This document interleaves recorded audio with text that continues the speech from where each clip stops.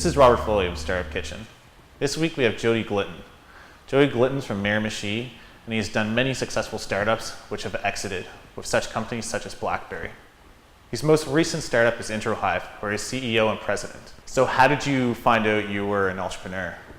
So both my mother and my father were independently entrepreneurs. They both had their own businesses all the time that I was growing up. And then, so I remember in elementary school, I first started a little venture. Back then, that was when the whole martial arts thing was big, and ninja movies and all that stuff. And I started a little business making like nunchucks out of different supplies that I found at the hardware store and bringing them to school. And then the police showed up at my door and told my mother that I wasn't allowed to sell weapons at school. So that was my first venture.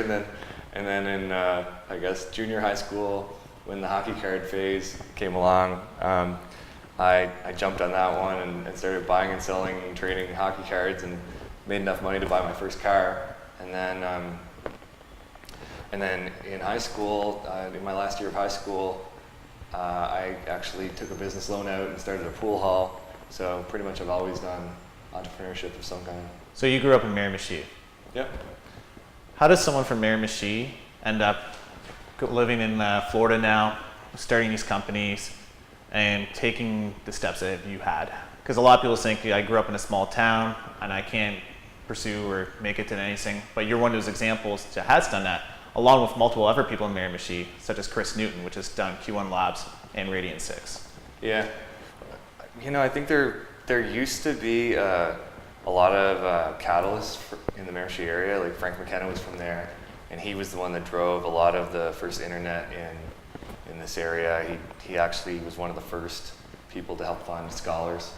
And then there's also, they started all those community college programs there, so there was like a lot of animators, a lot of software developers from that area.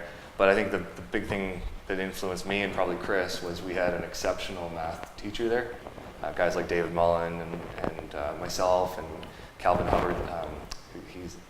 His dad is one of the, I think, senators or Canadian senators or something like that. Anyway, there were an awful lot of them. Trevor Butler, there's a bunch of guys that did exceptionally well on a national scale in math. So I think that helped lead us down the path of computer science, all those things together. It got it all in our head, I guess. So that's one of those cases where one teacher could make a difference amongst multiple different people, for sure. Yeah, it makes me think about, raising kids in the US, because one of the things I notice in Canada is, we had some really great teachers, and I know a lot of really great teachers who have a hard time finding a full-time job teaching here in New Brunswick, so there's a lot of competition. It raises the bar. Whereas in the US, it's exactly the opposite. Most of the really good people don't want to teach, it seems, in the US, so it's a shame. But anyway, it breeds quality for Canada. So you just mentioned there that you are now living in the US, right? Yeah. So why do you choose to always start up your companies here in Fredericton, New Brunswick? I think people tend to, so the biggest factor probably that leads to the success of an entrepreneur are the quality of the people that they can attract in their startup. So, it's very important to not just hire quickly, you need to hire the best. And you see that with Facebook, you see it with Google or whatever. They always started with really high quality talent. And so I don't know, I'm not a particularly great interviewer, and I might have a decent success rate, but I have a much better success rate on calling back on people who I know are fantastic, and I can just bring them back in. So that's the method that I always prefer to go. I'd much rather hire people from Fredericton that I know were exceptional, rather than try to interview people and guess that they're probably exceptional. Right. Yeah. So when you did your first startup, you didn't have any secondary education, correct? Right. And then as you went through, you actually exited 3 companies, Scholars, IC Global, and Chalk Media, correct? Yep. So after all of that, or during that time period, you decided to pursue a secondary education. That's right, yeah. Why did you decide to pursue a secondary education after already having the success stories, when so many people in the Valley right now are saying, hey, why don't you just drop out of school? So I guess when I first decided to go back to school, I think it was around 2002 or so. And like, now you look around New Brunswick and there's all kinds of investors. Like it's actually quite easy in comparison to the way that it used to be for an entrepreneur around here. Much like it is in the Valley, pretty easy. In 2002, it wasn't, and so there were very few investors. So I wanted to differentiate myself more than just a business guy. I wanted to have credentials, and so nobody ever really came out and asked me like, why don't you have a degree in computer science but yet you lead large development teams?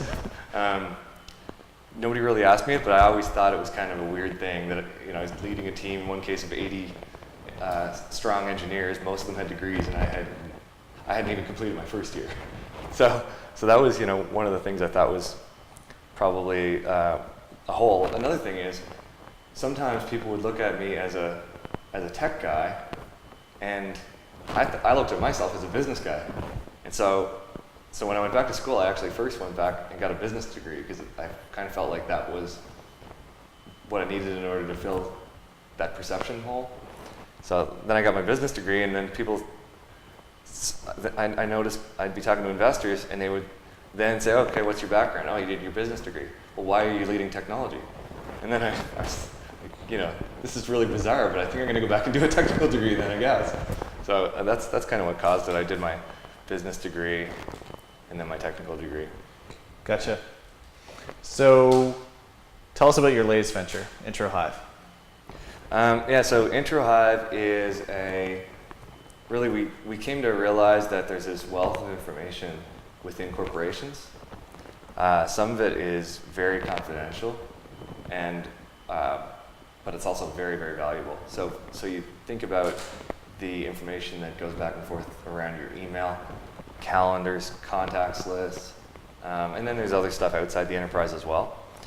But figuring out who in a large enterprise knows who, and more importantly, how well they know that person probably, with some statistical accuracy, is like it's a gold mine of information for the enterprise. And the problem is, there's a bunch of large enterprises out there that are getting their butts kicked by startups. Because startups are scrappier, they have less process, they can move fast. What's the one thing that medium and large size businesses have that the small guys can never have, which is this immense network of people who are working on the company's behalf. Right now, they're not really leveraging it to its potential. So that's what Introhive is all about. We started out in the first year or so data mining all of this information, scoring it, ranking it, filling in the holes. So if people didn't have companies and titles that we knew about, we'd find data sources that could fill that information in for us. Then when we got this immense database built and the tools to do it, then we started layering on these business applications. Like, I need to meet Mark Zuckerberg, find me the person that absolutely knows him the best. Or I'm trying to figure out who should be the sales rep for the territory of Virginia. Tell me who has the absolute best network in Virginia. Or somebody that wants to sell into the technology vertical. I'm trying to hire somebody. Right now, we're trying to hire somebody who will be a kick-ass sales guy in the Bay Area. Well, our software can actually tell you who that is. And there's no other system out there that can really do that kind of thing. So. Very exciting. So when did you come up with this idea?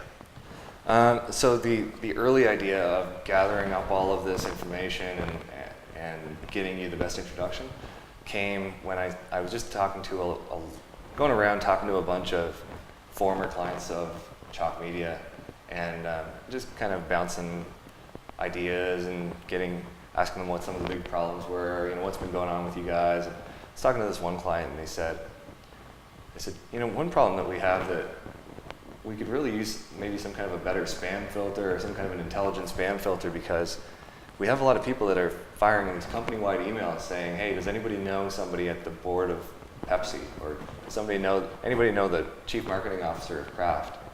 And I was thinking, well, that's not really a spam filter problem. That's a problem of the email isn't getting focused to the right person.